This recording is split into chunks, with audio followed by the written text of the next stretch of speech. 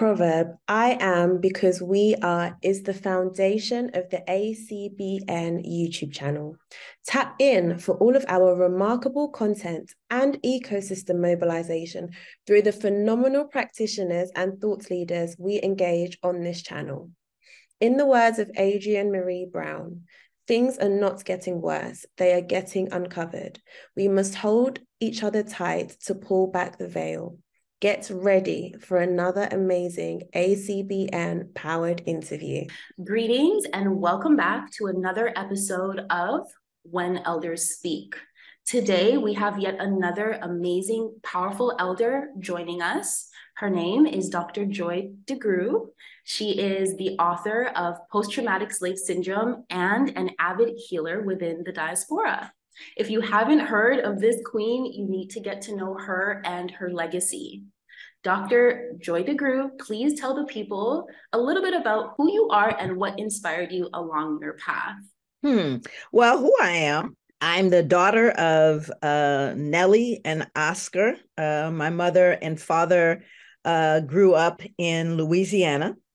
And my grandparents, my mother's grandparents are from Belize. So those are the shoulders that I'm standing on. And my father went to the 6th grade, but he knew that he wanted his children to be educated. He knew that he could not raise us in the South because he was going to raise us to not only be free people, but free thinkers and to be activists and advocates for our people. And he knew that we would not survive in Louisiana. So he moved us, the whole family, to California, where my brothers and sisters got very involved in the 60s movements. My brother was affiliated with the Black Panthers. My sister, who at the time was really involved in political activism. And all of us have remained in that lane as it relates to working for and with our people. As I got older, I began to kind of notice some things that were going on in my community with my people that didn't make sense for me, even as a child. I would hear people denigrate each other because of their Blackness. They'd call you black, this, you black. And I'm like, because my father called himself an Asiatic Black man before Black was beautiful in America. So I'm going, but you are Black. So what's that about, right? And as a kid, it didn't feel right, but I didn't understand what was wrong with it. I just felt like it hurt. It would sting, but it would sting even more that someone that looked like me was calling me Black. And that was supposed to hurt me. Why was my Blackness supposed to hurt me? I mean, that was the piece that kind of was a mystery for me until, of course, I got a little older and I started doing a deep dive into things like, she was pretty, but she was dark skinned, or he was nice looking because he was light skinned and good hair, all that kind of stuff. I wanted to find out as a social scientist, which I became. I wanted to know the etiology of that. I wanted to know, where did it start? So that began my quest, which led me to historical trauma. And in fact, led me to Africa, 7 countries in Africa that I visited. And in trying to understand the etiology, I realized that it wasn't African people, but it was this episode in our history where we were dehumanized and made to despise all that was Black. And so, again, that's how my journey began. I think spiritually, I've always been really committed from the time I was quite young. I used to get in a lot of trouble with ministers because I would question stuff. I always have. I said, there's no way in the world a creator, however you view that creator, would somehow punish me for using the apparatus given me to think and question. Right. So I got thrown out of a number of places. And I am a Baha'i, I'm a member of the Baha'i faith, which is the central theme of which is the belief in the oneness of all humanity, that all humanity is one. And I believe that with every fiber of my body and my spirit. And I think that it is that travesty that we have a delusion that we are separate. Amazing. Just as a side note, finding your work, I grew up in Canada, but my family is Jamaican. So I was raised in a Jamaican household with all the same Jamaican things that they experienced. And it was like, where is this coming from? But the trauma is so deep that in that generation, there's just no changing it. And being here now, like the work is so powerful. I believe in one of your in one of the podcast interviews you did, you were saying like it is our responsibility, all of us, every single one of us, to work through that.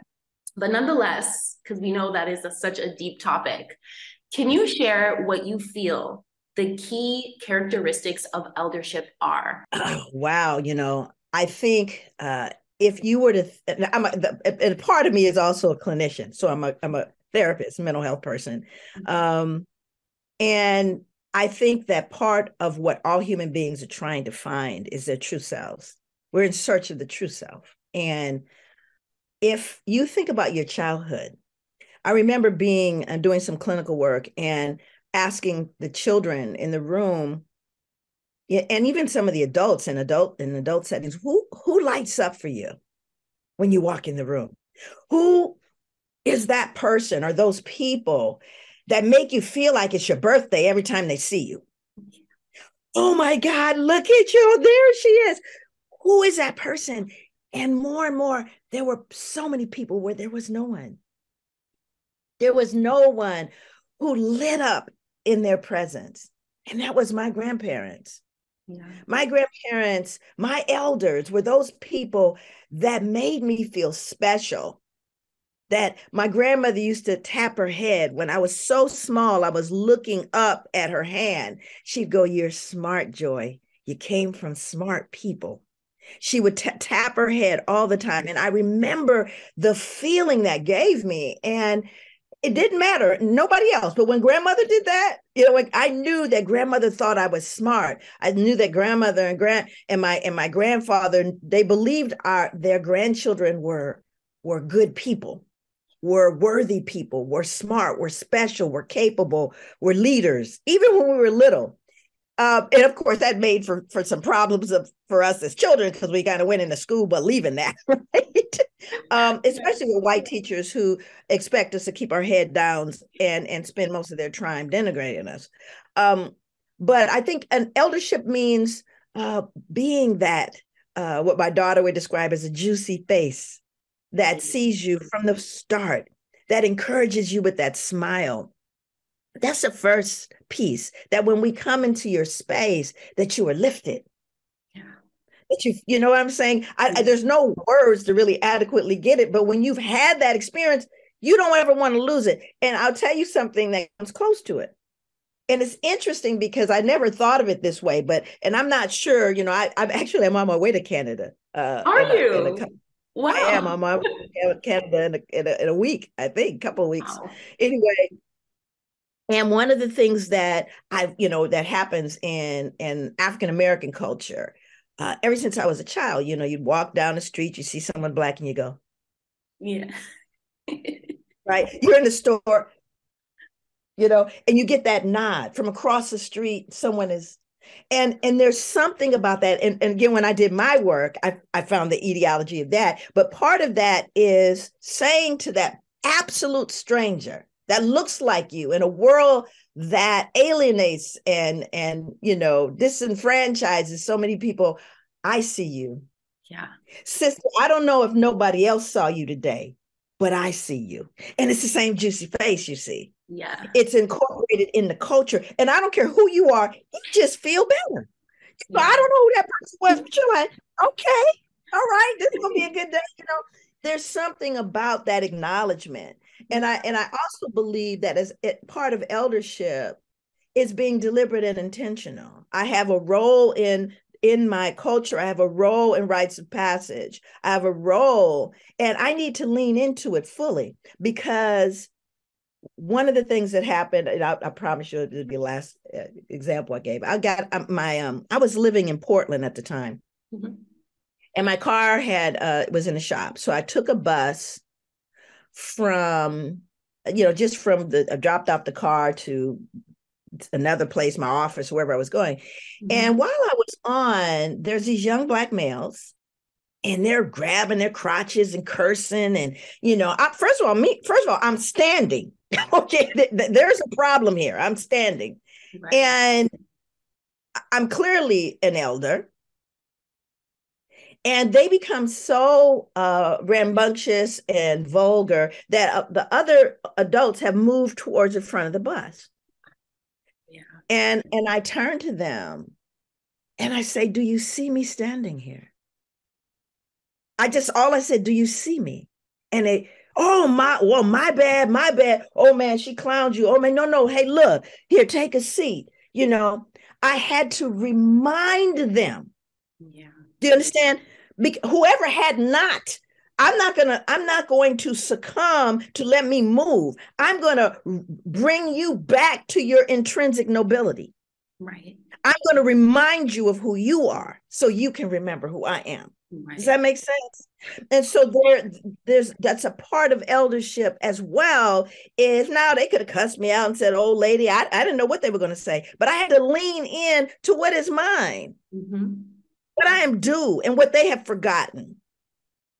And so again, I have like a million instances of that, but and then of elders that don't act right. No, you've got elders that don't act right. Of course. Yeah, of course. A friend of mine in New York, I love her so much. But she said he says people are out of order. And part of our role as elders is to bring them back into order. Yes. I don't know. I feel like I need to snap, but yeah, what you said there, I can't remember the expression that your daughter used, but to me, it's like the soul is leading on their face, and that like recognizing that energy, that vibration really does pull you up out of yourself. And it's just this recognition. That's literally what stuck out to me, but I love that. So the next question is, you did touch on it a little bit, but from your perspective, why are elders so important in our community? Wow, I'm so glad you're asking these questions. Because I never get to have this conversation. Okay. I never get to have the conversation. We're in a society that does not respect anyone. Right. At all. That just doesn't, there's no respect, no deference paid, because you have, again, elders acting out of order. Yeah. You have the intrusion of drugs into community, right? But I think the importance, part of what I learned this years ago, this is going to sound very strange. I don't know. Everything I do, I remember in stories. In part, that is, of course, African tradition. Yes, it sure is. But my father was a storyteller. I learned so much from him, from his stories. I was watching Animal Planet one day. My husband was watching Animal Planet, and they were showing a part of Africa, and I believe it was a southern region of Africa. I'm pretty certain it was. And they were walking through and everything was torn up. You had trees uprooted. You have things, it just looked like a hurricane came through. And it was they got closer and closer to a village, an African village. And these were zoologists and all these people talking about, these are elephants. And worst of all, they started finding dead rhinos. Dead rhinos, right? They weren't poachers. They weren't the ones taking, the horn. That wasn't that. It was dead rhinos gored to death, which never happens. Elephants are on the top of that food chain. They don't have to attack anything. It doesn't make sense. And they didn't understand what was going on, but wherever these elephants were moving, they were moving closer to a village. Right. And so the government, their position is put them down, find them and put them down, all of these elephants. Well, they eventually find them, and they're all in must, right? Which is they're in, like, they're ready to breed. But normally, all the male elephants don't go in. There's a natural process of the elder elephants going in the must, and then But this was like a whole group of them that were just, and then they started to realize, they're not adult elephants. So before they put them down, which is what they were going to do, kill them all. Yeah. One of the men who was African said, I think I know what to do. So he goes to another part, finds the biggest, baddest, meanest bull elephant, tranquilizes it, drives on a truck, opens the back of the truck, and waits for it to wake up right in the midst of these elephants. Yeah. And that bull elephant came out, shook his head, walked into those males, and one by one, they started going out of that breeding form. They started going out because they were in the presence now, you see, of a bull elephant. Yes. Oh, wow. And what has happened on the case of humanity, they were killing these bull elephants, not understanding the repercussions of killing those bull elephants. Right. And in the absence, those young elephants, those adolescents didn't know their place. Are you following me? Yes. They didn't know. That is nature saying, we gonna get you right. We don't have to take you down. We just need to put you in order so you understand who's really running it.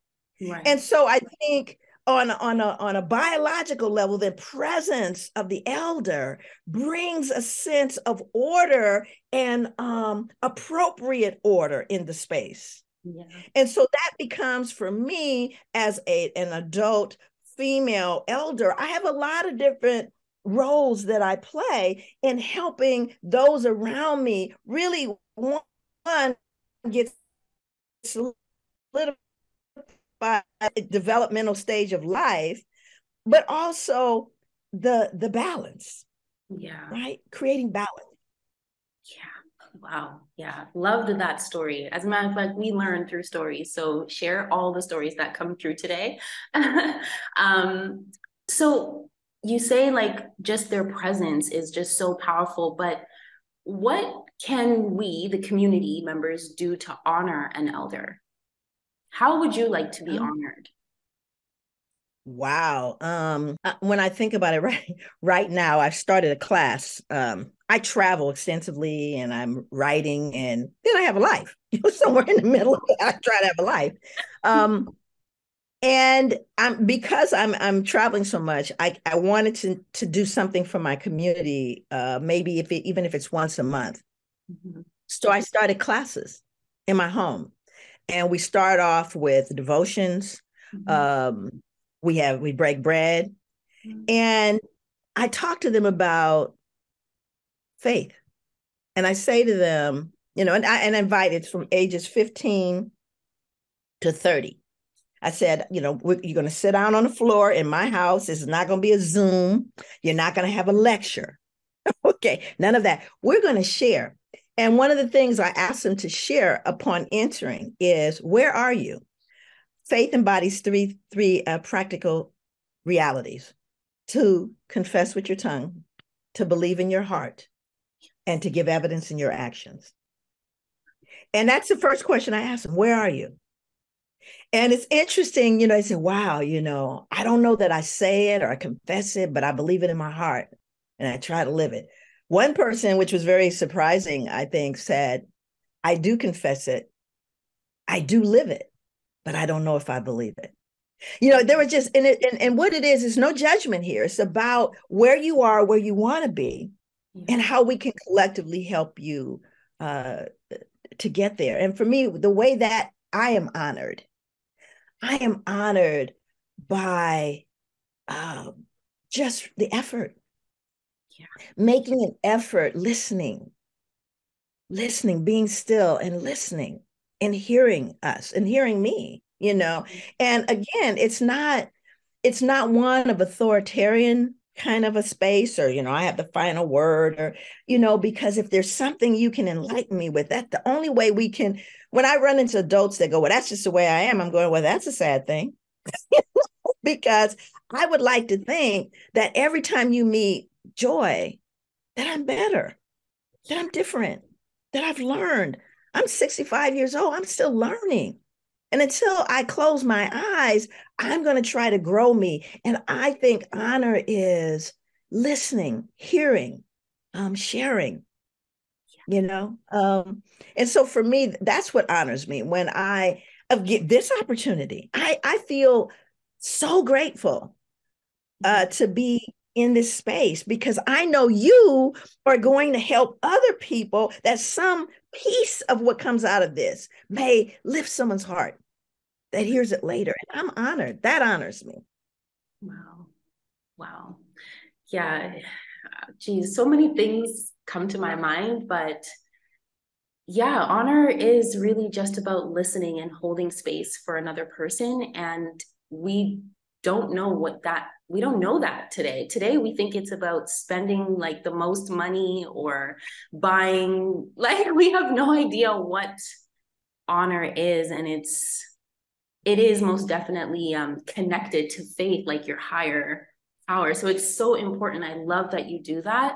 In an ideal world, what role do you see elders playing in a healthy community? Well, here's the thing. I believe that that leadership in I tell people all the time that there's sometimes matter of fact, there's an individual that wants to work with me, mm-hmm. and is in a position of leadership. Okay. I am struggling because I really do want to help this individual. Mm-hmm. And part of what the issue is that they don't listen to elders. Mm-hmm.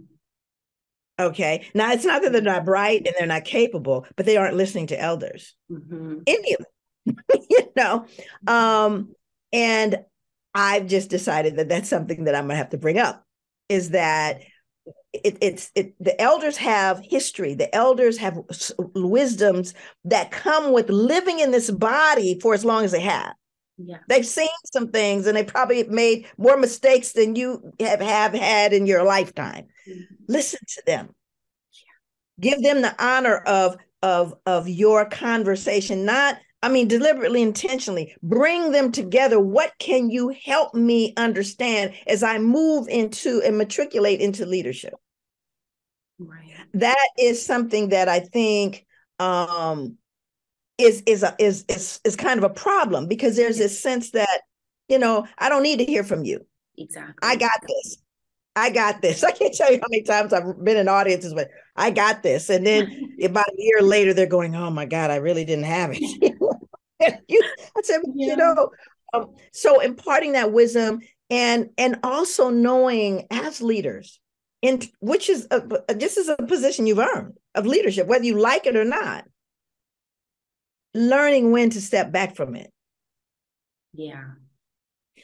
Randall Robinson, who just passed away, oh my God, he wrote the foreword to my book. If you don't know who Randall Robinson is, please read Quitting America, The Debt. This man, really, he graced my life. He was my mentor. He said that one of the problems with leadership, Black leadership, is our leaders came to do good, but stayed to do well. Mm-hmm. Stayed to do well. In other words, there's some leaders that I see across the country that just really need to step back.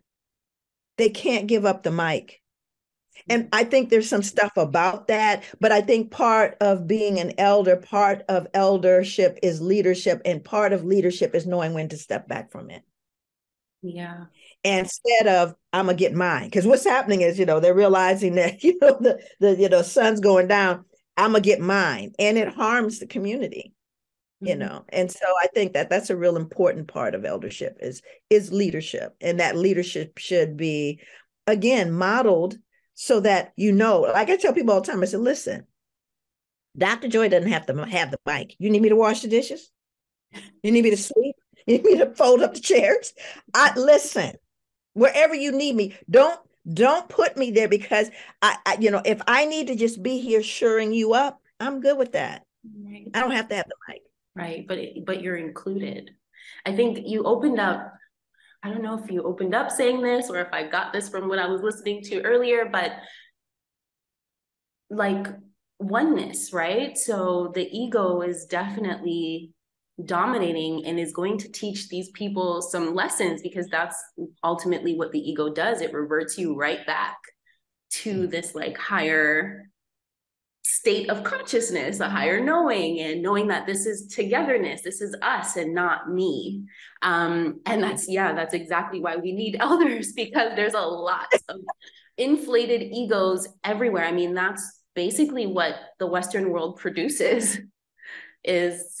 Oh my God, you should write a book about that, because that is really, no, you hit the nail on the head, really. That is so true, that we worship the ego. Yeah. The more selfish, the more outrageous that you are in everything from how you speak and how you dress and what you say, anything that's inflammatory. If it bleeds, it leads. There's that whole ego, whatever it takes for you to see me, no matter how denigrating it is, the behavior. It is something, and this is where, remember I said that part of this life is us coming to an awareness of our true selves. Yes. Who we really are. And recently, I don't know if you heard about this, but Harvard did a study, 85 years. It was an 85-year study. Wow. And they were trying to determine the cause of happiness. If you Google it, just Google Harvard study, 85-year happiness. And they found that good relationships. Yeah, actually, I saw this. Yes. Good relationships are at the end of the day. And the irony here's the irony. Yeah. I don't know if you know Dr. Edwin Nichols. He's another one you should interview, one of my mentors. He said that the axiology, the primary value system of people of African descent, also Latino or Hispanic community, has the same axiology, primary value system. Yeah. Is member to member. The highest value lies in the relationship between people, which is the reason why you get this. Hey, highest value is that relationship. And now 85-year, literally this long, obviously a long-term study shows that at the end of the day, none of it matters except who you love and who loves you. Exactly. At the end of the day, it ain't the stuff I've got. It's not the degrees or the trophies. It's who I love and who loves me. Yeah.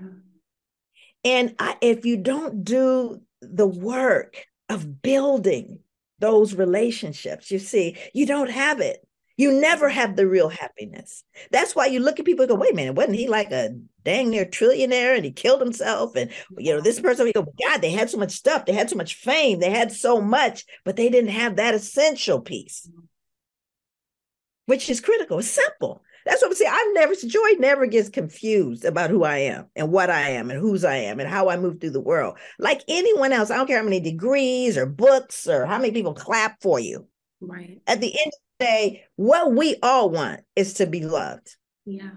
That's what we all want. And didn't we start this conversation with that juicy face? Yeah. That's, I love you, I mean, and again, we got a lot of problems that have been built on that ego and materialism, all the things that you said. But as an elder, I got to speak truth. And that's the truth. I don't care who you are, how many stripes you have. I'm going to do that. Yeah, wow, this is so important, especially because I feel like the number one topic these days is relationships, who's right and who's wrong, and no one understands that love takes working on yourself and working on how you love, and it's and understanding the other person, understanding them, but also staying whole and true within yourself. There's so much that can be unpacked around that. You see, that's the number one search topic, I swear. But I love your answer and your response, and best believe people are definitely getting some value from what it is that you're saying. But this brings me to my next question. What is the significance of rites of passage programming for young people of African descent across the world? Okay, so and I have, I was involved in rites of passage as a young person in my community. We had in Portland, which is, I mean, when I told people I lived in Portland 25 years, they said, I didn't even know people Black were in Portland. Really? In Portland on purpose? But we had one private Black school. Wow. And it was called the BEC, the Black Educational Center. And it was a house. it was a house that I don't even know if we even actually owned the house. And it was very interesting because in the Black Educational Center is where my children went, right? Until they closed it. Only went to the fourth grade. I mean, it was all funded by us. So, it wasn't a lot of money. Families didn't have a lot of money. But what was interesting about it was when you come to pick up your child, you would meet with Mama Nana or Mama Ayoka, and they would tell you if this child behaved like an African child. Right. So I would be standing there with my son inevitably, and he would be looking at me, and he'd look down and he'd go ahead and speak to your mom. I did not behave like an African person today. Oh. I go, okay. And we would get into, but the idea was, and you would move through, you could go into you matriculated up into different classrooms, like Martin Luther King, Marcus Garvey, Harriet Tubman, you had classes that you would matriculate into.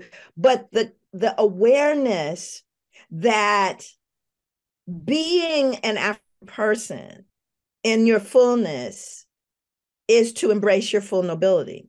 And the expectation that you can, right? So I wrote a model many years ago called the relationship model of educational intervention. And the centerpiece was that, how we engage with one another. We only had 6 standards in how we behave, all of which none of them were punitive. If you don't run, jump, kick, spit, use your outside voice. It says, no, you are noble.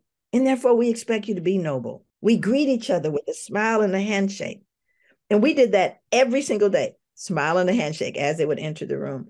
And what I think rites of passage does, and the necessity of it, is to recognize your contribution, that you have a contribution to give, and that you cannot wait until you have your chance to contribute to the wholeness of the village.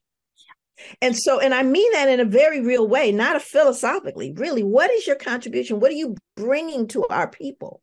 And let's try to excavate your abilities, your gifts, so that you can find that and understand what you can now contribute. That's what rites of passage is to me, is to figure out, where is my place in uplifting my village?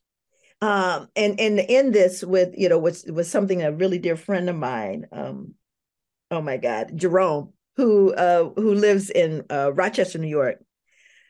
We just all came together and did a conference recently there. It was amazing. Frederick Douglass, history, very deep. And he puts a proverb up on the screen. And it says, if a child is not embraced by his village, he will burn it down to feel its warmth.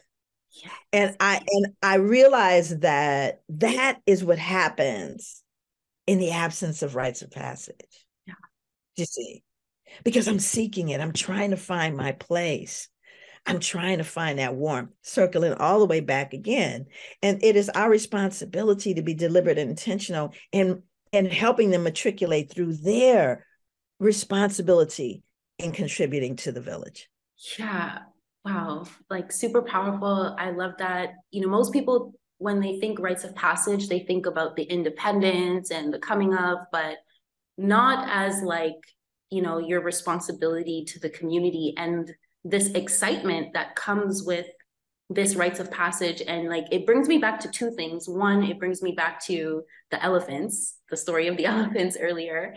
And then it brings me back to Of Water and Spirit by Malidoma Putri Some, just how he had to go through his rites of passage to then appropriately and wholeheartedly give back to the community and fulfill his path. And just, it's so funny how in the community is really how we find our independence,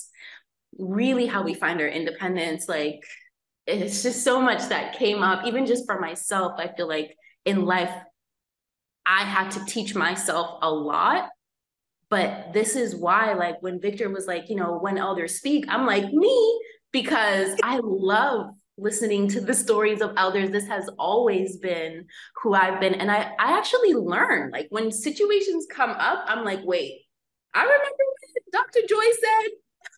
No, like, you know what I mean? But anyway, that was amazing. That was amazing. Last couple of questions. So how long have you been facilitating rites of passage work exactly? I don't know that I would call it facilitating it specifically, Okay. being a participant in it for many, many years. You know, I've been called to do whatever part or Right. whatever role, whether that is, you know, instruction or whether that is being present in circle, you know, consulting with folks and with families and children and youth and communities across the United States. I think that's been going on since, oh God, 30, 40 years, you know, Wow. ever since that I was kind of indoctrinated into this normalcy around my Blackness. The moment I could get hold of that and understand it, you know, I got involved in African dance. Both of my granddaughters and my daughter are African dancers. And you know, I've always been engaged in this process of this movement. Sometimes, you know, a really dear friend of mine, Billy Mayo, you know, she talked about this whole idea of, you know, racism and white supremacy in America. Mhm. And she said, you know, whenever Black people decide to do something, like whenever we come together, everybody freaks out. You know, they're gathering. There's four of them, you know, get the police, you know. She talked about ultimately looking at the world, and it's a nice, you know, we are the world kind of view on one hand, but I don't think we ever pay attention to what allows us to be together collectively. For example, she said, if we looked at the world as an orchestra, you have a string section, you got percussion, you know, you got, you know, wind instruments, you got all these different things. And collectively, in their unique disciplines, they come and they bring a beautiful sound, a beautiful music. But in every now and then, the string section has to meet alone. It's got to meet alone, not to be alone, but it's got to meet alone to hone its skill, to contribute to the orchestra. And to me, part of what rites of passage is taking that time alone to Yeah. hone those skills to bring to the orchestra. Right, right. And I think that's, for me, that has always been a part of my life.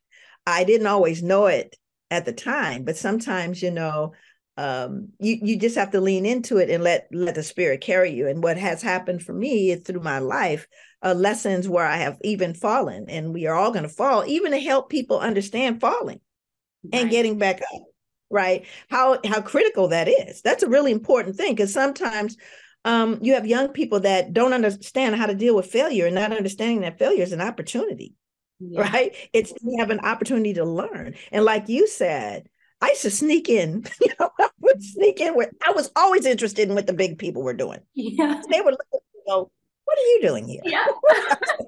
I was always kind of wanting to know those pearls of wisdom, right? I wanted to know. And they would tell me, yeah, not right now yet, not yet. Okay, you can come, but here's some things you're gonna have to do first, you know. So I was Right. excited about that, just like you. I always was, but I always, it's about really doing the work. You know, when people know better, they can do better. Right. And so for me, I think that's been a part of my life, all my life. So would you say, maybe this is, maybe it isn't, but what would you say over the years, the biggest lesson that you've learned doing this work? Oh, wow. Just one of. Biggest lesson. I think the biggest lesson I've learned is courage. It's about having courage. And courage doesn't mean that you're not afraid. You know, is that you do what you have to do even when you are afraid, right? Because I trust that someone will catch me, you know, if I fall, and that they will help me uh, when I fall. Not if, but when, because it's not if. You fall, Right. you will. It's the getting up that's important, and I think that takes courage. It takes courage to fail in front of people. I remember being so low at a point in my life where I told the audience, I said, I'm not okay. I'm fighting dragons and they're winning. um I cannot stand in front of you and pretend I'm okay, because I'm not okay. Yeah. And I need to be safe to be able to say that. Yes. I need to be safe to be able to say that I'm not okay. And I got to trust that you're not going to beat me up because I'm not okay. Right. It's real interesting the way we look at people, and we tend to forget that people are human and we have our own foibles and we have our own struggles. And sometimes we are in our community, we try to be a perfect person that no one is, and then we get punished for not being. And I don't do that. I don't do that to people. And I think you have to demonstrate that. And that takes courage. It takes courage to be wrong and to own it. Yeah. So I think that to me was the biggest lesson. And I think I'll tell you, I can operationalize it in a story. Here in Georgia, when it gets hot, they call it hot Atlanta. It really is. It's hot, right? And everybody anybody that you see, I'm looking at my neighbor now walking. What is the little girl? But there's certain times of day you walk. It's not when it's scorching hot, right? You wait till the sun goes down. There's different times. So one day I was doing my walk, the sun was going down. It wasn't quite as hot. And I was just doing my kind of walk through the neighborhood. And there were about 3 or 4 other elders that were in front of me. So it's me, and then there's about maybe 4 elders. We're all elders in our community. We're walking. Mm-hmm. And in front of them are a group of young people. Clearly, it's after school. Because you can see they still, they have backpacks and stuff. But, they're being rambunctious. They're sagging and they, being loud. And as I'm walking, I'm behind the elders. I noticed the elders cross the street. So now the young men are walking towards me. And so I'm looking at them and I'm looking at the elders. And as I approached them, it's a whole group of them. I said, hey, stop. They all stop. I said, tell me, what do you plan to do with your life? And then all of them start laughing. I said, no, don't laugh, because you better be thinking I'm coming to you next. Right. So the young man says, I want to be an entrepreneur. I said, good. What kind of entrepreneur would you like to be? He says, well, my uncle, he owns a barbershop. And, I'm learning how to cut hair and I want to have my own spot. I said, great. So what do you think, what are you doing in school, to help you learn that stuff? And he starts talking. Next thing you know, the other ones are chomping at the bit. They can't wait for me to ask them. Yeah. Because they have dreams. Yeah. They have dreams. They have hopes. Mm. And it got to the point where if I was walking and it looked like I was going to miss them, they would wait. They would wait just so they could tell me what they were doing. And then I thought to myself, those people crossed the street. Yeah. Their elders crossed the street because they didn't want to have contact with them. Right. I said, what message did that send? Yeah, exactly. What message did that send?